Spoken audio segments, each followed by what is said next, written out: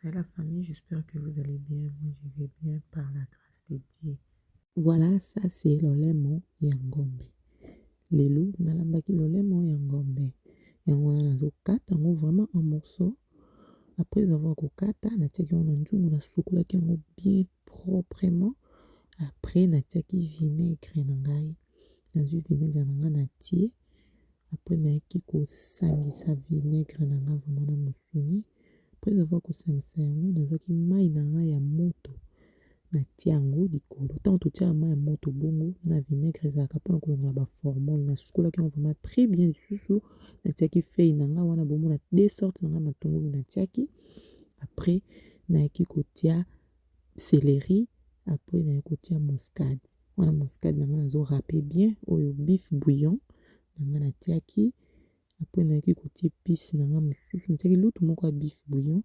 Après nayaki kotia goya na ngai yango wana na mixaki susu bien musuni na ngai na bépice na ngai natiaki yango wana bozomona. Après nayaki kozwa yango natie na réchaud na finiki allez quelque temps naye lisusu nabosanaki kotia wana bomona likolo eza poivron vert nalakisaki yango te. Nabosanaki kotia yango na ai natiaki yango après yango naye lisusu kobalusa ntango natia yango ebela. Wana bozomona eza ndunda na nga ezalaki déjà prêt ezalaki na frigo nasalaki yango déjà bien. Wana nazwaki yango natie na nzungu natie mai ya moto nazwi ba matungulu na nga nazotia tiaki bépice nyonso likolo. Nasalaki yango vraiment ya mai baswahili babenga yango kwao.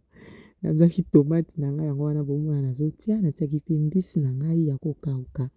Après avoir kotia mbisi nayaki kotia mwa huile mokie natie mwa huile nde nafinikaki yango nabosani. Ntango nafiniki nga bien nabosani kotia lutu na nga moko ya chicken bouillon na kati naye susu natie chicken bouillon na nga. Après nazongeli sikoyo lolemo na nga ebandaki kotoka esali neti mwa kolemba naye kotia sikoyo tomate na ngai na litungulu na nga na céleri wana etape na biso ya suka natie na kobalusa yango bien na balusi yango nasalaki yango mpe bouillon na balusi yango nga wana nazobalusa yango. Après nakoya kotia mai ndambu natie mai ndambu namonaki ke tomate na nga ezalaki moke nabakisaki mwa tomate yango wana nabakisi lisusu mwa mai moke nalinga mosuni ezala elemba te eza pe makasi te yango wana nabakisi mwa mai na nga. N'hésitez pas de vous abonner, de liker et de commenter.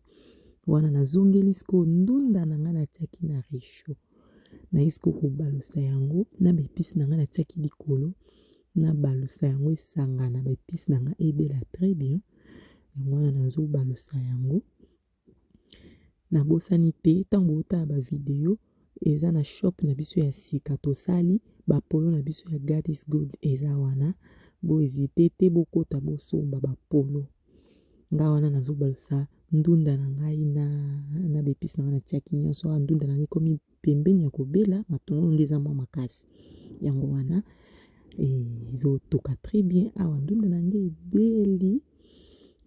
ebeli nde bozomona wana awa sikoyo natiaki na mesa tolia jour yango nasalaki mpe mwa cuisse na mwa makemba kande ezalaka.